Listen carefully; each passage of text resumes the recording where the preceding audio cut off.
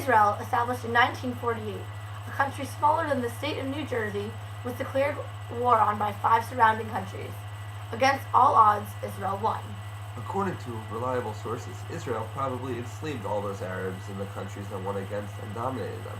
They also probably stole all of the Arabs' technology, and some may even call it apartheid. Well, apartheid can be defined as racial separation and discrimination, institutionalized by law in every aspect of daily life, imposed by the minority and derived from the belief in racial superiority. Some of the apartheid practices of Israel are: judges in Israel can be men of all religions. Israeli society is made up of more than 60 different cultures, and the Arab minority are full of citizens with voting rights and representation in the government. Ben, what was that definition of apartheid again? It can be defined as racial separation and discrimination. That sounds nothing like Israel in the facts we talked about. Israel allows voting rights and democracy for all. Wow! I never realized how wrong that comparison was. This brings us to our next section of our show, Really Apartheid, with Ilana and Ben.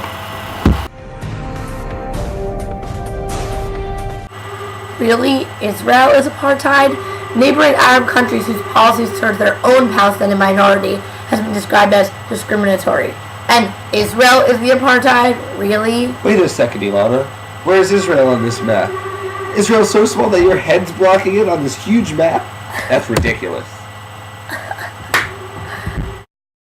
Apartheid is a society almost wholly based on racial criteria, whereas in Israel, judges can be men and women of all religions. That's apartheid? If Israel was an apartheid state, what is an Arab doing in Knesset? Doesn't apartheid mean that someone like this Knesset member would not in the first place be even permitted to run in an election?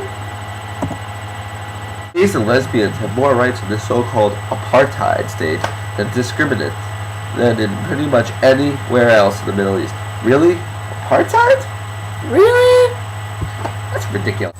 South Africa had an official policy of discrimination against blacks enforced through police violence, based on minority control over the majority population, who could not vote. Israel is a majority-rule democracy with equal rights for all citizens, including Arab citizens of Israel, who vote freely.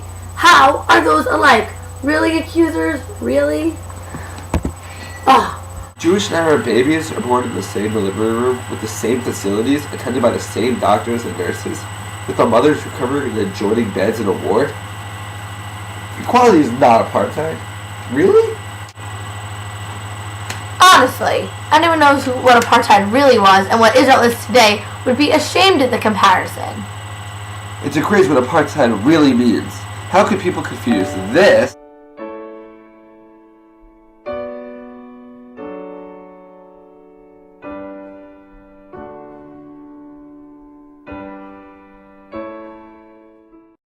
with this?